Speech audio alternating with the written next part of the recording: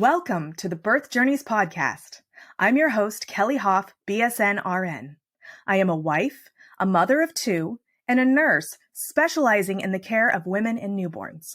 In this podcast, we will share powerful journeys of birth givers with the goals of lifting the veil on the birth experience, healing through sharing, and beginning an open conversation to strengthen trust and promote transparency between birthing people and healthcare providers. This episode depicts pregnancy loss. Listeners who are sensitive to this topic may prefer to skip this episode. Hello.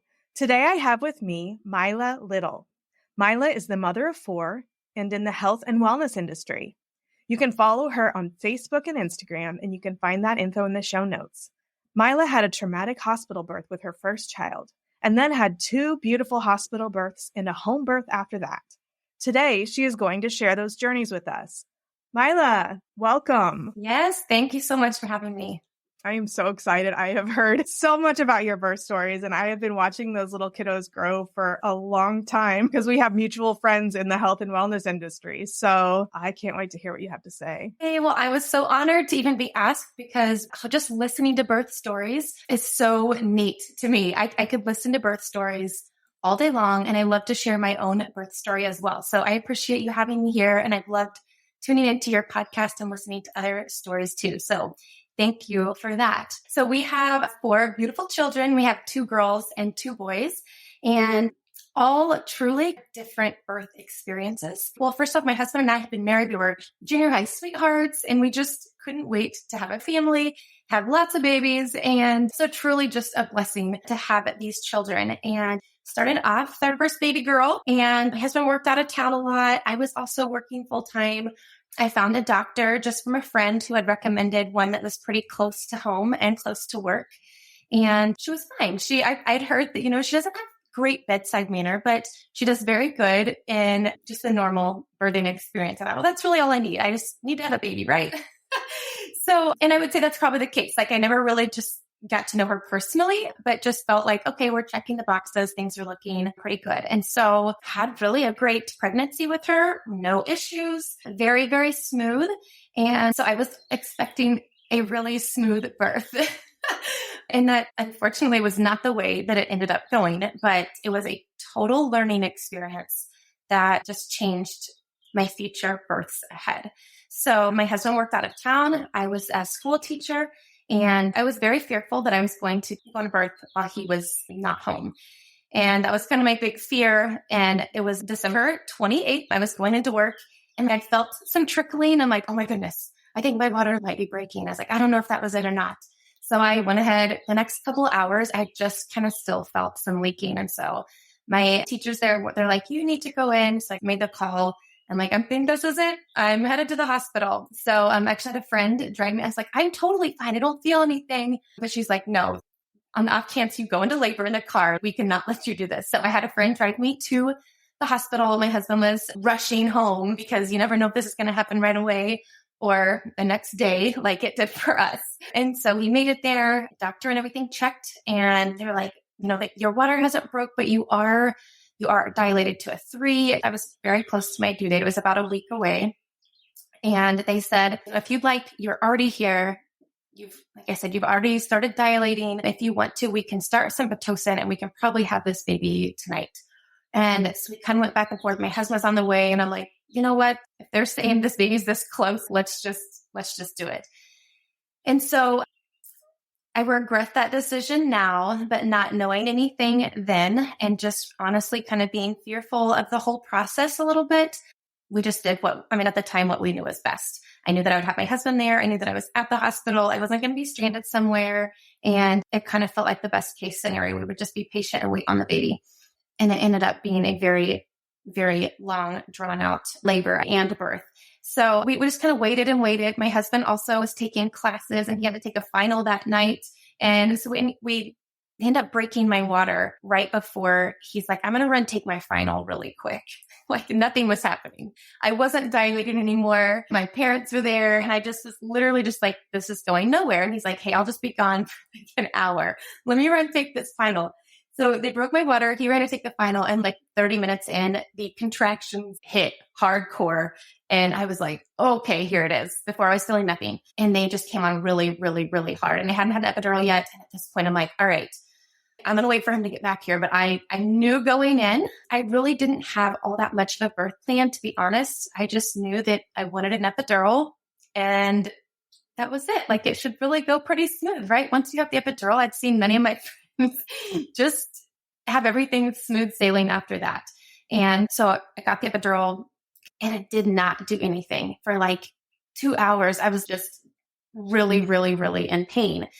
And they were increasing the Pitocin, and that makes your contractions so much harder. And so they pulled out the epidural, they tried another one, and they gave me like a bag of bolus, also supposed to help with the pain. And they did. They got me comfortable for a few hours. So I was able to sleep for a few hours because I still wasn't dilated enough to start full on labor, pushing or anything. And so it was just, by that time, it was, through the middle of the night, I kind of was sleeping, kind of wasn't. And by about 6 a.m., everything hit hardcore again. Like, no, epidural is doing nothing.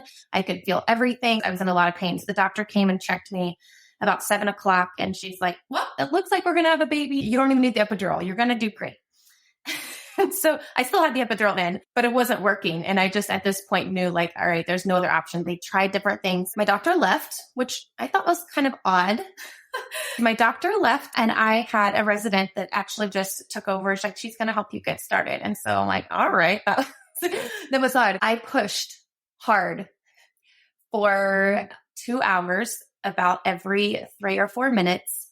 And at that point, I was bawling. I was done. I was begging for a C-section. Like, I can't do it anymore. I'm exhausted, and I am in so much pain. And at the time, it was just my husband and I in the room. And that's all that we had just planned to have us. And so the resident went and got my doctor, and they're like, she's giving up. She's not going to do this anymore. So my doctor came in, and she checked me, and she's like, well, this baby's not going anywhere. Her cervix isn't even out of the way. So she jammed her whole entire arm, what it felt like, up me and pushed my cervix out of the way. And I thought I was going to come off of the bed. Like, the pain still makes me sick to my stomach thinking about. And she's like, nope, we're too far along. She has to have the baby here. And she's like, she needs reinforcement. Go get her mom. Go get her sisters. Go get people. So I don't even know who it was, because somebody went and got my mom and my sisters, and my sisters were behind me, and they were just in tears hearing the sounds that were coming out of me. My doctor stood at the end of my bed. She's like, we're going to have to use the forceps. They had the anesthesiologist come back in, and she's like, give her anything you can, whatever can just kill some of this pain. So they gave me, I lost track of how many bags of bolus, honestly, just to try to edge some of that pain. And my doctor's at the end of my bed, and like pumping her arms, like stretching her arms with these forceps, not even joking, stretching at the end of this bed, like she's about to pull an animal out of me. But even just the thought is hard to think about. So my sisters were behind me in tears and couldn't even really watch. And I basically had my first little baby girl ripped out of me. She came out with gashes on her head. She was bleeding. I ended up tearing to the 4th degree. And after she came out, I remember them just announcing the time at 10:18 in the morning after 3 hours of pushing. And I just laid there so grateful, praying to God, thank you, Lord, for this baby. And I remember praying during that horrific time, like, God, please don't let me have postpartum depression. God, please don't let me take this out of my baby. Please let that bond be there, because it was so traumatic. And I remember just laying there after, and they laid her on my chest, and it was the most incredible, amazing thing. And then I still had to deliver the placenta, and that fortunately was just, that came out pretty easily. But then I laid there for what felt like 25 minutes for them sewing and sewing and stitching and stitching. And I can remember it like my mom, and I was like, are they almost done? And they're like, it's going to be a bit. It just felt like I just laid there while they were still stitching with the baby and still no pain meds, and just felt like I'd been hit by a total train. I had people that wanted to come see me. I had busted blood vessels underneath my eyes, busted blood vessel. Like, my neck was swollen from pushing so hard for 3 hours. But my baby was healthy. I survived, and she's thriving, and she's done wonderful.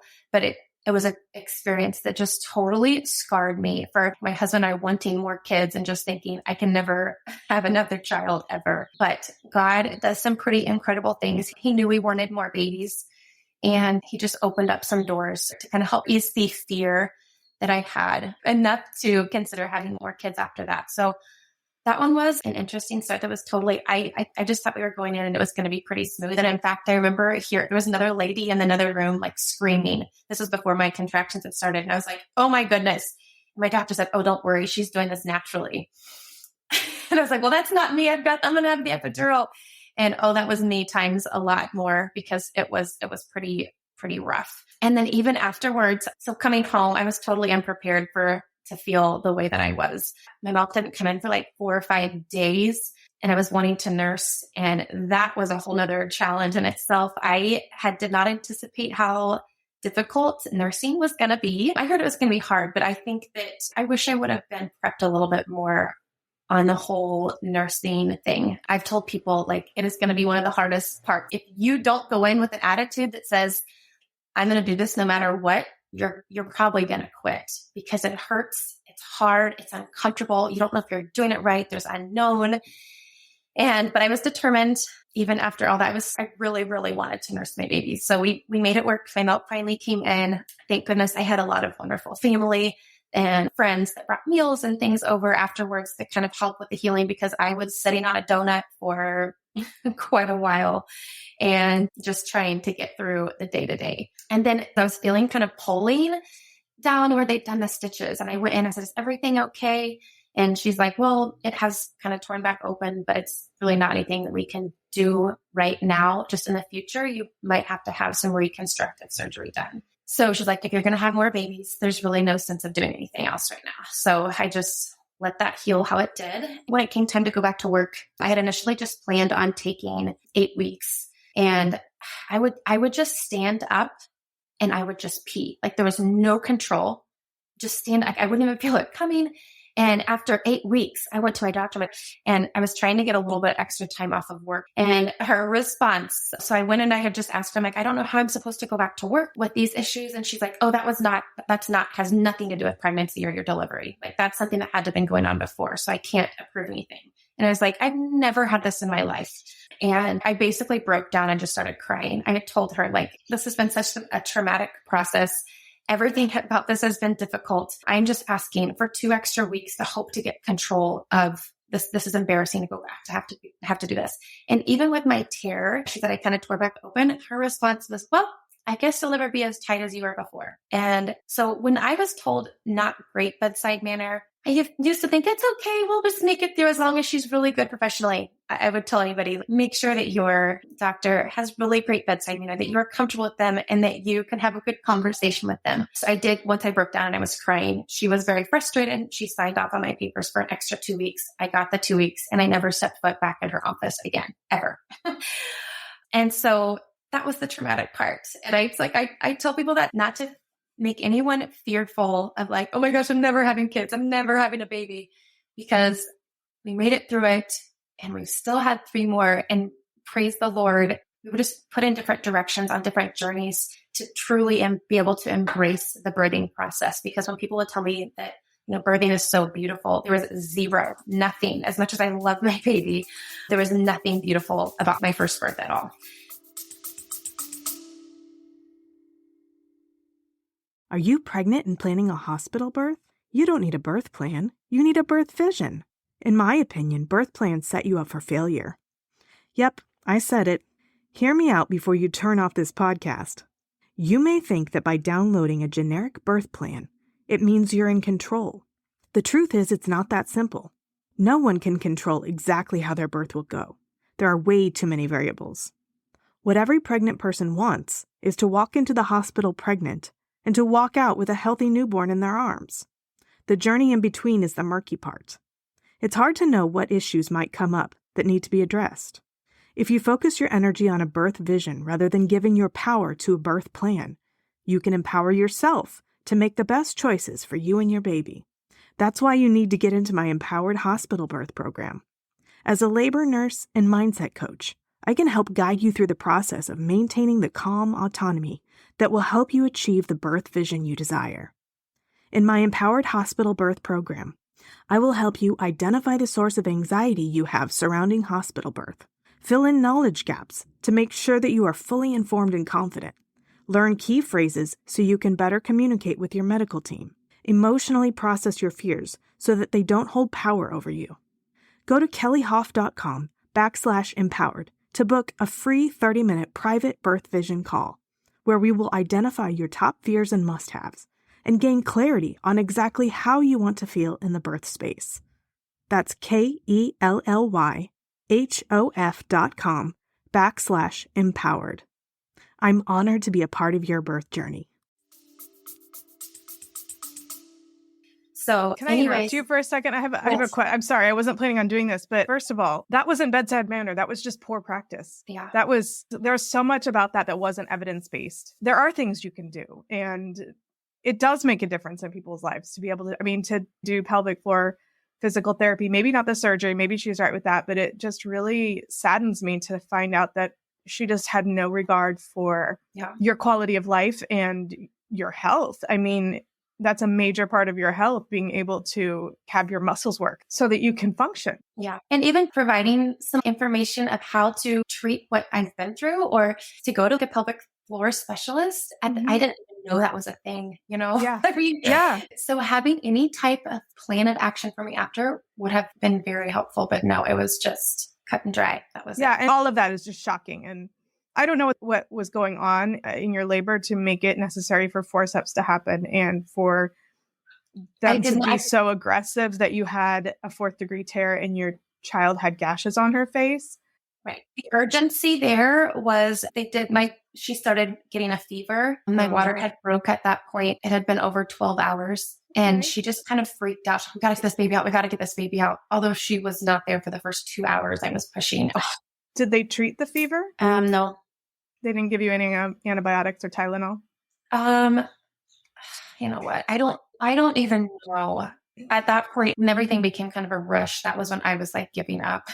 And I was just crying and asking for a cesarean. But wow. Did you do any kind of emotional work after that delivery? I didn't. Just a lot of prayer. Yeah. That's emotional work. That's I did. It was reflection and Yeah. And I talked with other, other moms and hearing other birthing stories, both good and bad, was like, oh, I've been through there. I can relate to that. Yeah. And then you also heard the successful, and I've always loved to learn about home birth and follow them, but never in a million years did I ever think that was going to be a part of my story. But I always just loved the birthing process. But no, outside of, like I said, just kind of praying through it, clinging onto prayer. That was really what kind of got me through. All right. So let's hear the good parts. Yes. So it gets so much better from here. So I had another baby a couple years later, again, another girl. My pregnancy was totally different. And I swore I was having a boy, a lot of nausea that I didn't have at the first one. And I started getting the varicose, like the vulvar varicose veins with my second one. Oh, but before I get pregnant again, before that at all, I made sure I found a doctor that I was comfortable with moving forward. So after some research, I found one. She was one. I met with her before we even started trying. She was wonderful and incredible bedside manner and professional. She checked all of the boxes and felt very, very comfortable with her. And I told her, I will not have a baby without an epidural. If it doesn't work, you will take me immediately for cesarean. I will not go through that again. I was terrified. So she was on board, but I think your first baby is probably paved the way for you. You're probably not going to need one. And she had me go get evaluated, the anesthesiologist, to make sure there wasn't any issues in my spine. Why wasn't that epidural taking? Everything checked out. Everything looked fine. So we had a better birth plan, had a doctor that I was very comfortable with. And like I said, got pregnant with the second one. Really very smooth pregnancy outside of just those vulvar varicose veins. That did get better with time. I never had heard of them before. Mine got pretty bad for a little while. And it was in the middle of the pregnancy. And then towards that last trimester, baby had just must have shifted just enough to where it took the pressure off, and I didn't have any issues with that anymore. So that one, I went in I was walking around at my school. I was dilated to a 4, almost a 5. And my doctor's like, if you start to have any contraction, you've got to get here ASAP or you're going to have a baby in the car. So that one, I was actually very worried that this one was going to go so quick and we weren't even going to make it. So we ended up scheduling to go in and just have her, if I just break your water, I think that you'll be ready to go. So her due date was June 4th and ended up going in on June 2nd. And when we got there, they hooked me up to everything. And they're like, you are already having contractions 3 minutes apart. You're like, you're in active labor. I'm like, what? Like, no, I don't feel anything. They're like, oh no, we need to get you to a room.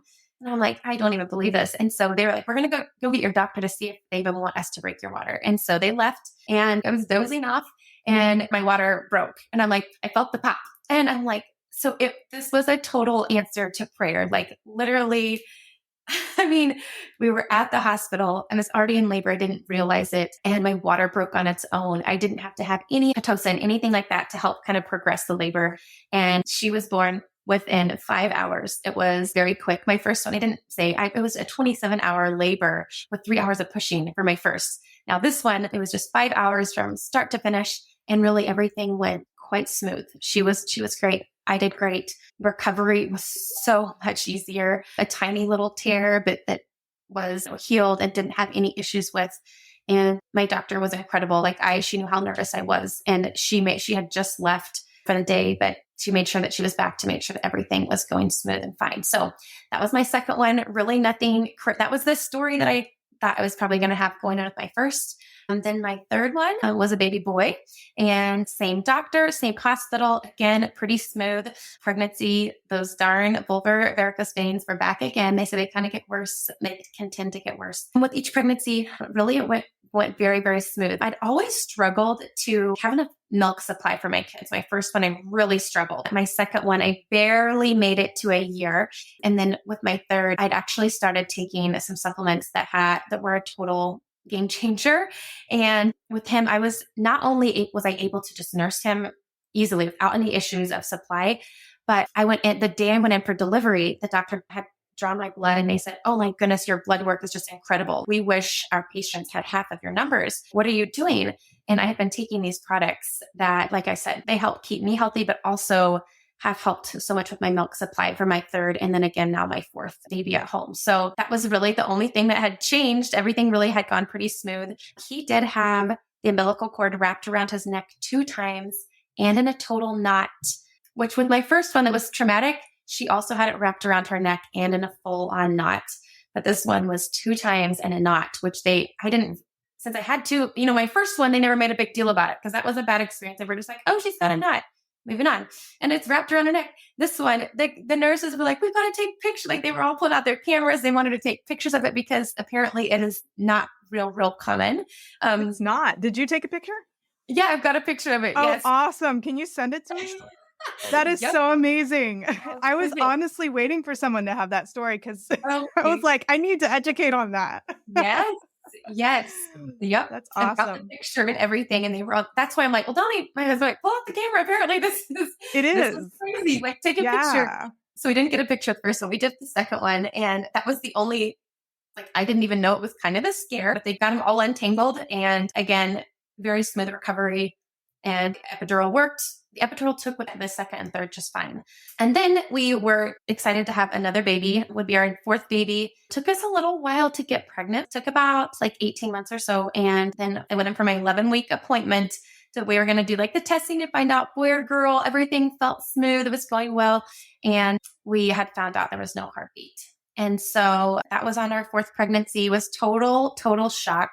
And it was during COVID, so there weren't supposed to be anybody in there with you. I was there by myself and I was just anxious to get to see the little baby. And she did ultrasound just on my stomach, external. And she's like, we're going to have to do an internal sonogram. And I kind of started getting nervous. And then she found there was no heartbeat. So that was pretty devastating, especially when we felt like we've been trying. This is what has totally gave me perspective with so many people that have tried to get pregnant for so long. And it's the emotional toll that it takes on you. My heart goes out to all of you because this was only 18 months and it felt like forever. And I already had 3 healthy kids. So I can only imagine, but we knew we wanted another one. It wasn't that's it. We knew we really, really wanted another one.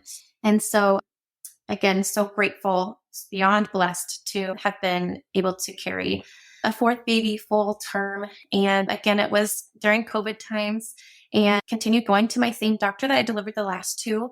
And she had just planned on delivering there. But I had started hearing a lot about going back and forth, whether they were forcing some vaccines or not, or if you had to have the mask or not. There was just a lot of unknown and a lot of unknown for us, for others. And I didn't, honestly, the thought of having to push in a mask really kind of terrified me. I did have to have with my, it was my second one. I did have to have oxygen. It was a pretty quick and easy delivery, but they did have to give me some oxygen, probably because I was so nervous.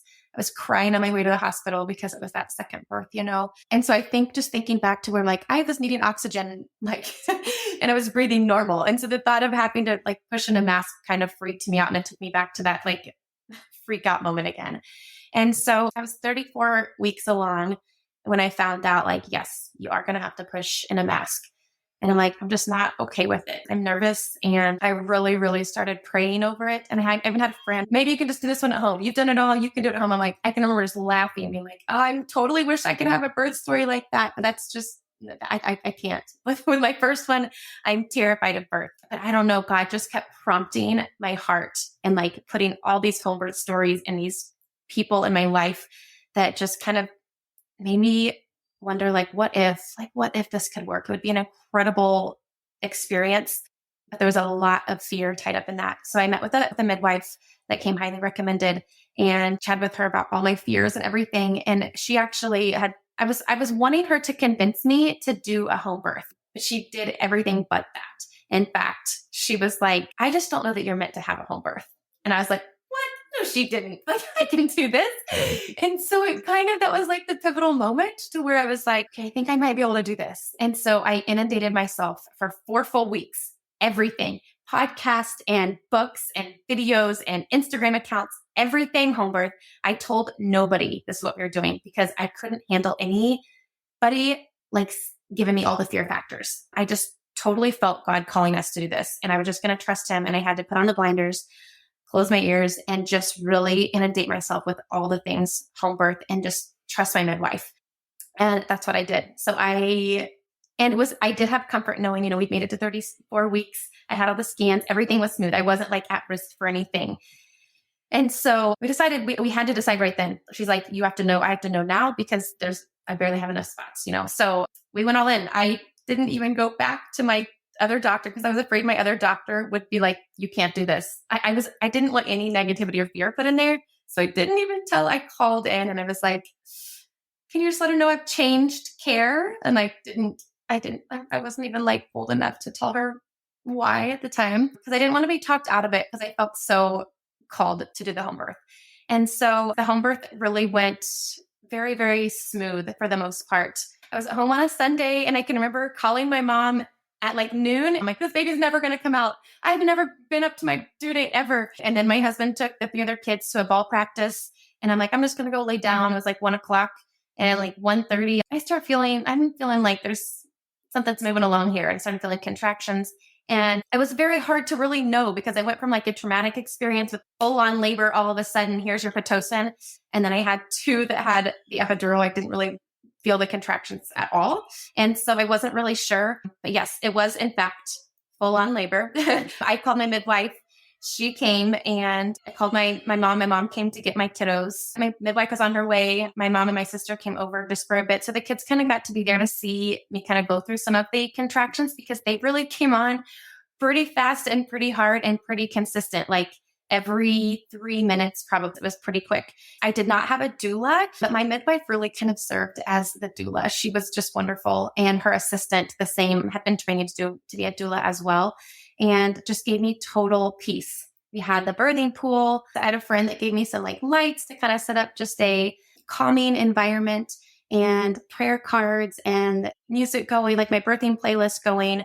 And I was a little bit nervous, but I did not have fear. And like that was total God giving me just like that peace and contentment and faith that this was how it was supposed to be. And so everything really went pretty good. Once I got into the birthing pool, so I had contractions for a while. And then that's when like the pushing contractions, like that transition had happened. And my midwife's like, all right, we're getting close. Do you want to be in the pool or not? And I was like, yes. So I got in the pool. I had no idea how I like hot water, but I had no idea how hot it was going to be. And after a little while in there and going through the contractions, I was getting too hot. I'm like, I'm too hot. Like, I'm sweaty. I can't do this. And it was getting so painful again. I really had watched so many kind of like pain-free, like easy, smooth home births and to get my mind ready. And it was getting so painful. And I had been doing like the full on push. The only other way I can think of it is like when you have like, you get like that urge to like throw up. It's like that, but that's you, like your body just like pushing this baby out. And I was like, I can't do it anymore. Like I was really getting worried. Fear started to sink in. And I thought, God, you did not bring me all the way here to like not be able to do this. I just praying and praying, please let this baby come. Please let this baby come. And I get up out of the water and I told my husband, like, I don't think I can do it. I almost wanted to give up. It was very painful. And I stepped out of the water and immediately just dropped to my knees and just ended up leaning over. He sat on the birthing ball and I leaned over him. And within a few minutes, they always said the moment you feel like you're going to give up is when the baby's coming. But it was all just like one big contraction. I didn't know. She's like, the head is here. I'm like, oh my gosh, we're doing it. And so, but it was an hour and I had like a cervical lip in the way. She did not shove her arm up or anything. She had me change positions and the cervical lip moved out of the way on its own. And that is kind of what hung up, I think, a little bit, but took a little bit longer there. And then a boy, he came out and he had his hand like up under his chin. And so she kind of had to finagle him out a little bit, but he came out, he was fine. And I immediately I can just remember saying, praise God, thank you, Jesus. That feeling there made the entire process worth it. And then to be just in my home, in my bed right there and getting to just totally embrace the entire birthing experience without really a whole lot of fear. The only fear was probably right there towards the end when I'm like, I don't know. And I can't make it to the hospital either. When's going to happen?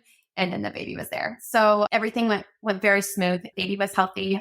I was healthy. I did have a tiny tear that they did have to stitch a little bit. And my kiddos got to come see the baby. And I was, like I said, I got to be at home and just an incredible experience. I have so many questions. For you. There's a lot wrapped up in there, but yes. Yeah. So, okay, first of all, this isn't a question, but after you shared your first delivery, I was like, oh my gosh. I mean, I get why you were scared, but if you went through all that and you felt it, the home birth wasn't going to be an issue. Right. I mean, you were made for that. Right. And and that was the other thing. If it's easily reducible and you are comfortable with an epidural, then we can try to reduce it, but there's so many different ways to make the cervix go away that doesn't involve like torture. Yeah. Yes. Right. So for the first and the third, you had the knot and the cord wrap. Yes. Okay. Yes. And then the fourth, you had the hand in the way. Yes. Yeah. Right. Did they notice anything on the fetal heart rate monitor that concerned them in the first and the third delivery that kind of would indicate that something was going on there? No, with my third, I don't remember that at all. It was a pretty quick, like I never remember any mention of that. With my first, like I said, it was kind of a blur because it was just so chaotic. But the only thing I ever remember is them saying that she was getting a fever. Yeah. I mean, they let you push for 2 hours. So right. 3. Total. 3. Right. Well, 2 hours with the resident. Yeah. Yes. Not that I know about anything with heart rate that they were worried about. Yeah. So did you go to a different hospital with the second two? Yes. Okay. I totally did not even want to chance that doctor being there at delivery or on call. And so, no, I totally changed hospitals. There was a full team of doctors that I knew that if it's not this one, it's this one. If it's not this one, it's this one. And actually, so my third one, it wasn't even my doctor that delivered. It was someone else. It was wonderful. So, and then my doctor would come check on me afterwards. Had you met the other doctors though, at least? No. Okay. And there's quite a few, and I have heard people that they wanted to make sure that they had like met all the different ones. And I did not. I felt I had heard of several in the practice and hadn't heard of any horror stories. So I was pretty comfortable with the ones that I knew would be there, but it was an option. Yeah. Did you end up doing any pelvic floor physical therapy with? I did not. Are you serious? I did not. No. And everything just kind of took care of itself? Well, I mean, I still probably need reconstructive surgery. And actually, when I went in to see this new doctor and I told her about my issue of like just standing and peeing, she's like, and your doctor told you that had nothing to do with your birth? She's like, your nerves are shot down there, honey. Right. Yes, that had everything to do with it. It's like, it can take a year for you to really get that control back again. And then she evaluated all the stitching and, where I had tore, and she was like, we won't do anything. And so when I had tore with the next ones, she just, each time they tried to kind of stitch up what had been done, the trauma that had happened previously. Right. Redo it. And yeah. so I don't know at this point if they still would recommend any reconstructive anything. But as far as like I did not have any pelvic floor therapy or anything. And you don't have any issues now? No. That's I amazing. did. So for my home birth, I did go in and see a chiropractor for like 2 weeks up before I did my home birth. I just had so many people in my path during that time. The chiropractor had 2 home births, and it was just totally on my same page. So I wasn't feeling like I was being judged or all the thoughts that came, because there's very mixed reviews with home birth, and I totally get it. But I just thought that's what we were being called to. And after our experience, I'm like, there's a reason we're being called to this. It's not just, for nothing. Yeah. That was another question I was going to ask you, if you ever saw a chiropractor during any of your pregnancies. Yes. Yep. So I did see a chiropractor with mine before the home birth. And then I did take a couple of my babies in for some like acid reflux stuff afterwards too. But no, it was just my 4th one that I did the chiropractic stuff with. Yeah. Did that help with the acid reflux? Yes. For one of them, I felt like it did. The other one was kind of hard to tell. She was just kind of a colicky baby, and I couldn't really tell one way or the other. But for another one, absolutely, like total game changer for my 3rd baby. And just because we're on the topic, because I don't think a lot of people know about like chiropractors that are licensed or certified. I'm not sure I think it's certified to treat babies and pregnant women. I remember when I took my daughter to the chiropractor when she was a baby, and I remember my husband was like, I think I can just like hang her upside down by her legs. I was like, no.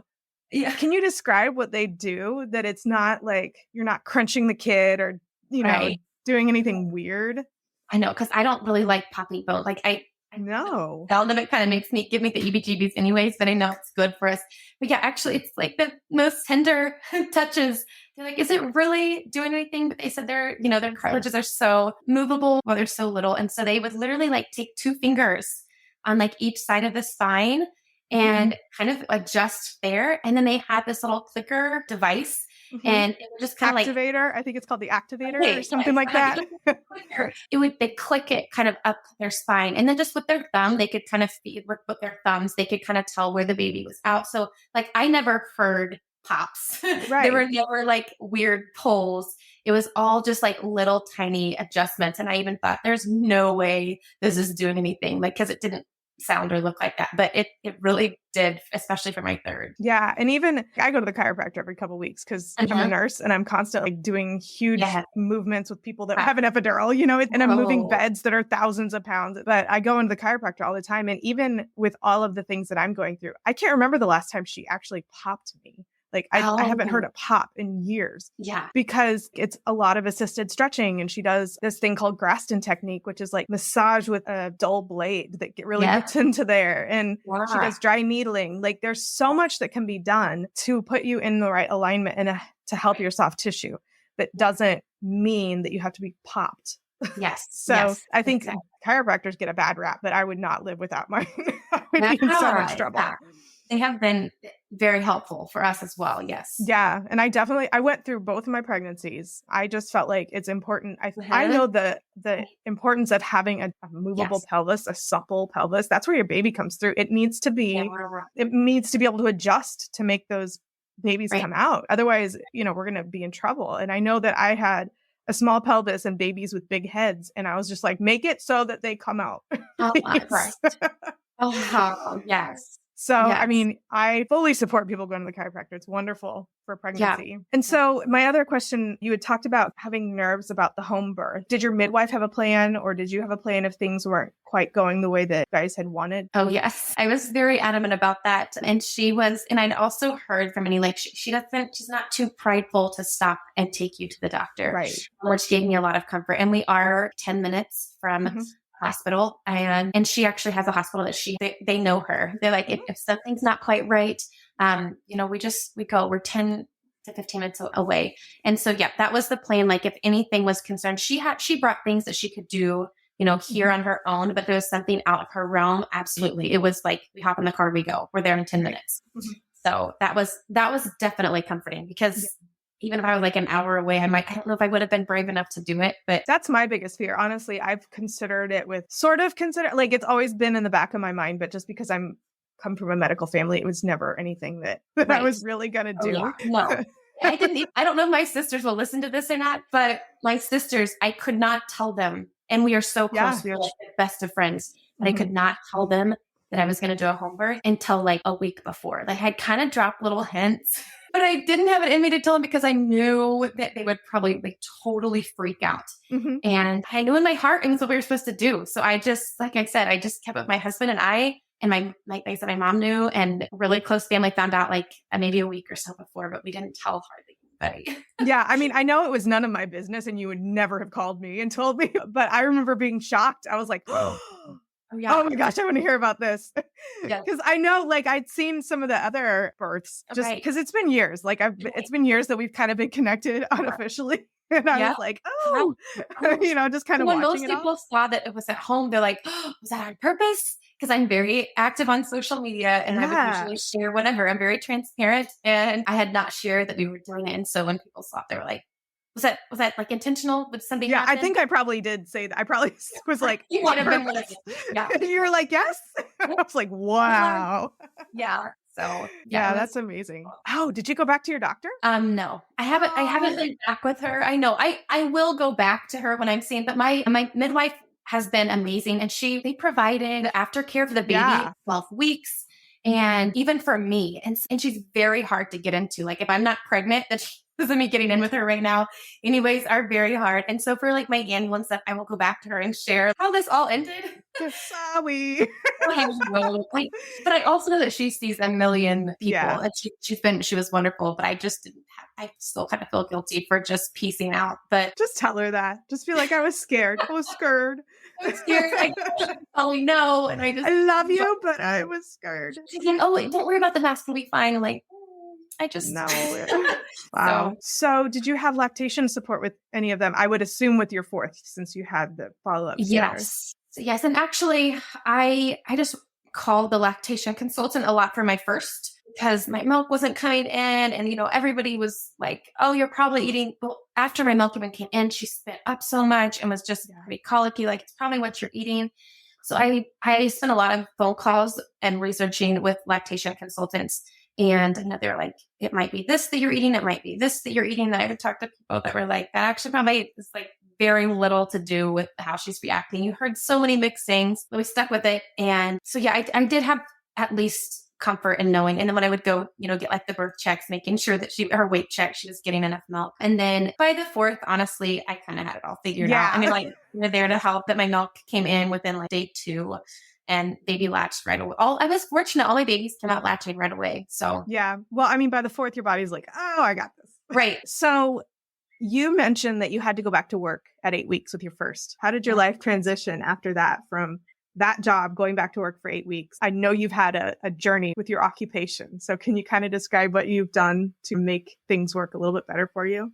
Yeah, for sure. So I ended up being a total of 10 weeks that I was off, because I did get my doctor to approve those second 2 weeks there. But always my dream was to be a stay-at-home mom. I continued working and just prayed for God to open new doors. I did start a little photography business, and it really took off, and it was great. I was really wanting the time with my kids, and I found I was like working all day, taking pictures in the evenings and the night. And in my mind, I thought, eventually I can just start doing photography if I won't have to do both.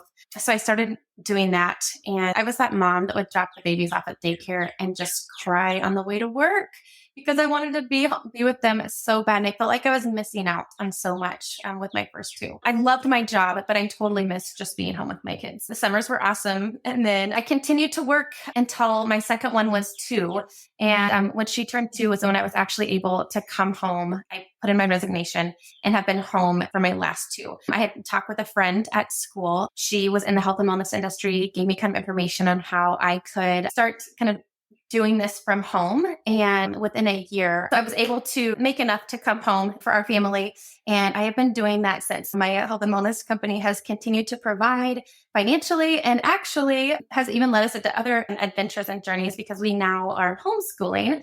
Again, something I did not ever see us doing, but that's where we've been led to right now. So, wow. So when you were pushing, I'm sure it was different with all the deliveries. right. What was it that kind of helped you, other than the one with the forceps, that helped you kind of click into what you need to do with your body to make that work, especially with the epidural? I think that's sometimes challenging for moms.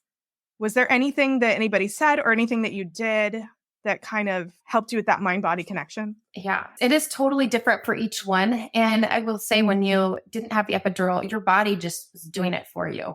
I mean, there really wasn't a whole lot of me pushing. My body wasn't. So when you have that epidural and you don't really know exactly how that sensation is supposed to feel, I was just told, like, just to bear down, like you are going to the bathroom, that you are just really biggest poop of your life. Yes. Right. Yes. And I still am like, I guess I was doing it better the second time, or the second and third time around. But again, I do feel like now that I've experienced both, I feel like it was hard to even know if I was really doing it right with the epidural. Well, let me just ask you, for the first compared to the second, did they move you around at all? Did they put you in different positions? No, I was on my back for hours. Well, that's probably why, honestly. You know, just like with the four, probably when you got on your knees in defeat, right. That's the position that turned your baby and moved the lips. Right. It was just naturally your body kind of taking over. I actually had, have you heard of people like using a towel to like pull against a towel? Yeah. And so first, that is something that they had for me. My arms. Yeah. You felt like you were ripping your arms out. The next 2 days, I'm like, not only do I'm like torn and I'm so sore and everything hurts and I can't even lift my arms now. Could you hold your baby? I can't even imagine. I don't even know. I think you just powered through. I just powered through, total adrenaline. But yeah, they did at least provide the towel for me to pull against for my first. But no, in the third one, all different positions. I mean, I was leaning over the birthing ball up on my bed. She had me sitting backwards on my toilet to really help move the baby down. I felt most comfortable leaning over something. I went back to the birthing ball, and then in the birthing tub, I went forward, leaning over. And then when we were trying to move the cervical lip, she had me lean my back against the side of the tub. And then again, when we finally had him, it was just leaning over. So I do think all the positions was just working him down the whole time. Yeah. That's the dynamic pelvis that is required for, I mean, our ancestors didn't give birth on their backs. Right. Yes. Because how could they? Right. How could you be in that position? Do you think you could have done that when you're in your natural no. delivery? I mean, unfortunately, you did in your first without choice. Right. No, I don't think I could have, because she didn't even exactly, it wasn't just the most convenient place for me to be where I just dropped to the floor. I think my midwife she was going to get me positioned a little bit better, but I was like, nope, this is where it's happening. And so she made it work, and we all just adjusted. And so, I'm there's no way somebody could have put me on my back at that moment ever. Yeah. Most of us catch babies in many different positions. That shouldn't matter. Right. They come out when they come out. So now I am fascinated. I want to just I want to just go watch these birthing, because it's so fascinating to me. I just love. Yeah. It's fun. Oh my gosh. It's fun. Yeah. It was nerve-wracking the first 2 years for me. Now I'm just bring it. Bring it on. Yeah. Been through everything at this point. Yeah. So then the other question that I ask everybody is, if you could go back and talk to yourself in any of these experiences or all of these experiences, what would you want to tell yourself? I think I would have gone back to the very beginning when I really didn't know a whole lot. I put so much faith and trust just in my doctor that I didn't truly have any ideas. If something doesn't go quite right, what is a plan? And I feel like maybe that was a conversation that maybe a doctor needs to be having, that, okay, what do we want if this? And what do we want if this? And so I wish I would have just had somebody say, make sure that you know what you're wanting. If the epidural is not working, or if XYZ happens, what are you going to do? I wish I just was a little bit prepared for a plan B, because I felt like I only had plan A, and there's some regrets that I have. But I used it to learn for the next ones. And then really just my other one is just have total faith where you're feeling led and guided and directed. I felt peace. I would have never felt even 2 months before I decided to do a home birth, I would have never even felt not an option at all. And just after giving it time, muting the outside world to truly just take some time to figure out what is best for me, for our family, for our baby, and just trusting and having faith that we were being guided and directed on that right path. And it just gave me so much peace I couldn't have had on my own had I been listening to the outside. I would say just like, give yourself some time to really see what you want. Like at some point, it comes down to you. You don't need to ask every single person what you should do because everybody feels like they're going to give you different guidance and direction. So talk with your spouse and see what's going to be best for you. Because my husband, he didn't even get enough credit. He was my total rock through all this and 100% on board with home birth. He was the one that was like, you can do a home birth. Yeah, you can do a home birth. I'm like, wait, what? He's like, I have zero fear, zero doubt. And he just stood by me like steadfast the whole time, 100,000% on board, gave me zero fear. And the day even going into, he was constant. When I had looked up at him and be like, I can't do this, he had zero fear. He was like, you're almost there. He was so calm and patient through it all. So I did not even give him the major shout out that he deserves, being on all of the roller coaster of these birth stories. But I'm just thankful that we shut out the outside noise.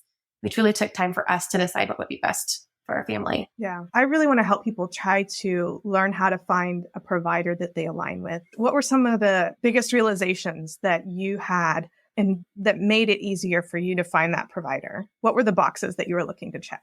I think just like how much time that they spent with me there in our appointments was huge. Of course, even just getting the referrals from people. When I had several people refer somebody, that kind of gave me my list of people who I wanted to reach out to for an actual doctor and for a midwife. And then I contacted them and sat down and just had conversations. So for example, with my second one, is she going to be okay with me having a cesarean if this epidural doesn't work? Because if she wasn't, I'm like, I can't do it.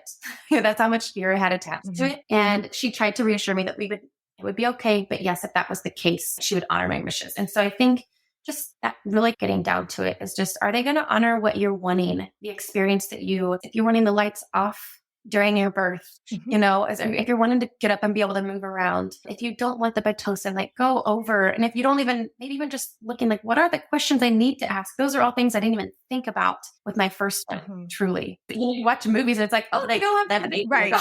They're done.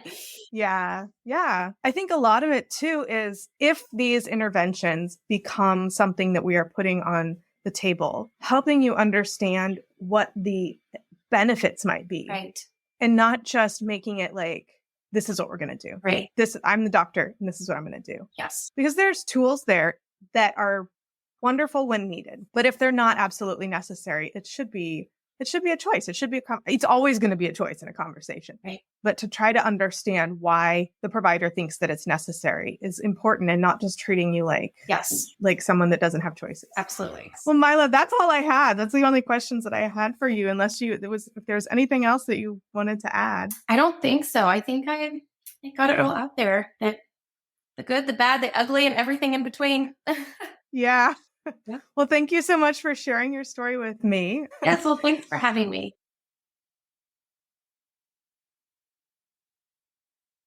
Do you have questions that you wish a labor nurse could answer? As your due date approaches, do you wish you could pick someone's brain about all the things that might happen during your labor? When you meet with your OB or midwife, do you forget your questions in the moment? Do you feel like you need someone to take more time to walk you through what might happen in the hospital and how to truly mentally prepare?